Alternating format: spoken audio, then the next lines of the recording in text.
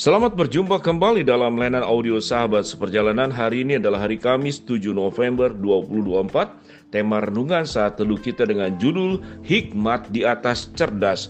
Firman Tuhan terambil dalam 1 Korintus pasal 2 ayat yang ke-6 sampai dengan ke-7. Demikian bunyi firman Tuhan. Sungguh pun demikian, kami memberitakan hikmat di kalangan mereka yang telah matang, yaitu hikmat yang bukan dari dunia ini dan bukan dari penguasa-penguasa dunia ini, yaitu penguasa-penguasa yang akan ditiadakan. Tetapi yang kami beritakan ialah hikmat Allah yang tersembunyi dan rahasia yang sebelum dunia dijadikan telah disediakan Allah bagi kemuliaan kita. Mari kita berdoa. Bapa yang di dalam surga, biarlah kami belajar bahwa orang yang berhikmat itu lebih tinggi daripada kecerdasan dunia. Dalam nama Tuhan Yesus kami berdoa, amin. Shalom sahabat seperjalanan yang dikasihi Tuhan. Apa bedanya hikmat dan cerdas? Tentu sewaktu kita mengatakan hikmat di dalam Alkitab, kait-mengaitnya itu sangat dekat dengan katakanlah pengetahuan Allah, kasih Allah, dan seluruh sifat-sifat Allah itu ada di dalam hikmatnya Allah. Dengan hikmatnya Allah manusia diciptakan. Dengan hikmatnya Allah seluruh alam semesta diciptakan. Dengan hikmatnya Allah manusia yang sudah berdosa kemudian diampuni. Dengan hikmatnya Allah Kristus datang ke dalam dunia menebus dosa manusia dan mau mati disalibkan. Itu yang namanya hikmatnya Allah. Hikmat berbicara tentang kecerdasan Allah, kecerdasan tertinggi yang dalam kekudusan. Sementara kecerdasan manusia itu adalah kecerdasan di dalam keberdosaan. Di dalamnya tentu ada kecerdasan Allah. Karena manusia sewaktu bisa berpikir, sewaktu bisa merumuskan sebuah ilmu tertentu, para ilmuwan yang menemukan teori-teori terbaru, itu semuanya adalah berasal daripada kehikmatnya Allah, kecerdasan yang Allah berikan kepada manusia. Tetapi kecerdasan manusia jika berdiri sendiri tanpa adanya hikmat Allah, maka itulah ya kondisi yang sangat berbahaya.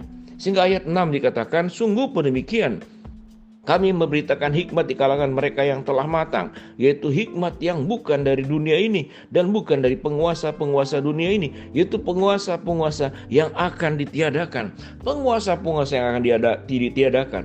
Beberapa waktu yang terbaru, seorang hakim yang mengadili katakanlah satu pelaku yang melakukan pembunuhan kepada kekasihnya, lalu kemudian dibebaskan, sementara sesungguhnya hukumannya itu minimal 5 tahun. Setelah diperiksa, ini hakim yang sangat terkenal.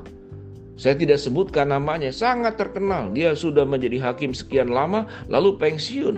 Setelah kemudian digerebek, rumahnya diteliti. Di dalam rumahnya ternyata ada uang cash, uang cair, uang real. Yang ada dalam rumahnya itu hampir 1,9 triliun sekian, dan ada batangan emas 21 kilo.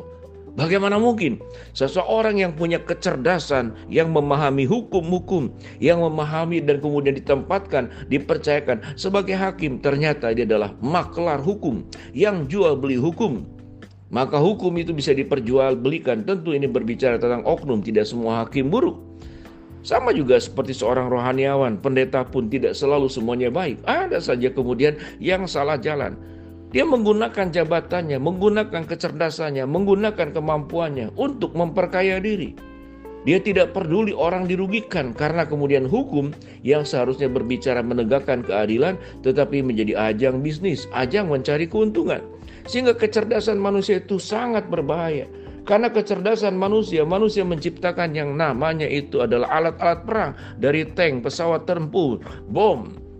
Yang siogianya itu adalah energi yang bisa dipakai buat kepentingan manusia, buat kemakmuran manusia, tetapi dipakai untuk saling membunuh. Itu adalah produk-produk kecerdasan dari manusia untuk menciptakan alat-alat perang, tapi dipakai untuk saling membunuh satu dengan yang lain.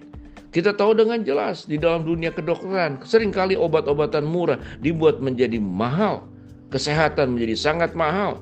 Hanya terjangkau untuk kalangan-kalangan yang punya kemampuan ekonomi.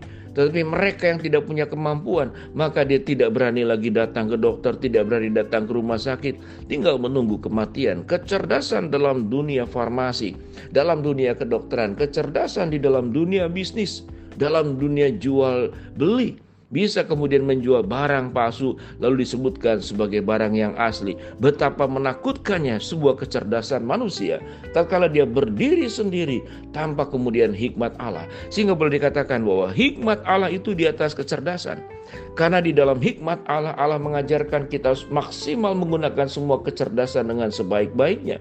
Tetapi kecerdasan harus dipakai di dalam kekudusan. Kecerdasan harus dipakai untuk menunjukkan tentang kemuliaan Allah di dalam setiap kehidupan kita. Kecerdasan dipakai bukan untuk menguntungkan diri sendiri. Apalagi kecerdasan dipakai dalam rangka memperdaya, berbuat kejahatan, merugikan orang lain. Kita tahu dengan jelas para pencuri-pencuri kelas kakap, mereka yang menjadi pembuat kejahatan, itu mereka orang-orang cerdas. Sehingga bisa kemudian tidak tertangkap oleh hukum, tidak terkejar oleh hukum karena kecerdasannya. Hanya kecerdasannya semata-mata hanya dipakai buat kepentingan dirinya. Hanya dipakai untuk maksud hatinya di dalam segala keberdosaan dan keburukan. Sehingga kecerdasan itu tidak boleh berdiri sendiri, karena itu membahayakan. Dengan demikian sahabat seperjalanan, kalau kita punya anggota keluarga, anak cucu, maka yang penting selain mereka mengejar pendidikan, mengejar ilmu, mengejar keterampilan, mengejar sebuah kemampuan spesifik, namun tatkala mereka kemudian bertumbuh menjadi orang-orang cerdas, menjadi orang-orang pandai, tapi tidak hidup di dalam Tuhan, maka kecerdasan itu bisa dipakai dan setan lebih leluasa masuk kepada orang-orang yang memang jauh dari Tuhan. Namun tatkala hikmat Allah melingkupi orang-orang yang punya kecerdasan, itu pun kecerdasan yang berasal dari Allah, maka dia bisa menggunakan seluruh keterampilannya, seluruh kemampuannya, seluruh kesanggupannya, kecerdasannya. Itu dipakai untuk memuliakan Allah, bukan untuk memperkaya diri, apalagi kemudian menghancurkan orang lain. Kita tentu sangat berduka dengan terjadinya peperangan di berbagai negara, satu dengan yang lain. Peperangan hanya akan menghasilkan kematian, peperangan hanya akan menghasilkan keterpisahan. Bagaimana anak dan istri harus merelakan suaminya pergi ke medan perang sebagai prajurit dan meninggal di sana. Bagaimana mereka tatkala menjadi pengungsi karena terburu-buru, terpisah anggota keluarga satu dengan yang lain. Mereka harus pergi jauh ke tempat-tempat yang lain untuk menghindarkan daripada dampak peperangan yang bisa mengancam nyawa dan kehidupan mereka. Betapa menakutkannya sebuah kecerdasan yang berdiri sendiri tanpa adanya hikmat Allah.